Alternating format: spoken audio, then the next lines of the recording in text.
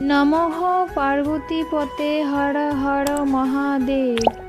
আমি স্বপ্না, আর আমি আজকে বৃহৎ শিব মহাপুরাণের দ্বাদশ অধ্যায়ের কার্তিকের জন্ম এবং দেব সেনাপতিত্ব এবং তারকাসুর বধের 19 নম্বর, 20 নম্বর এবং 21 নম্বর পাঠ করতে চলেছি।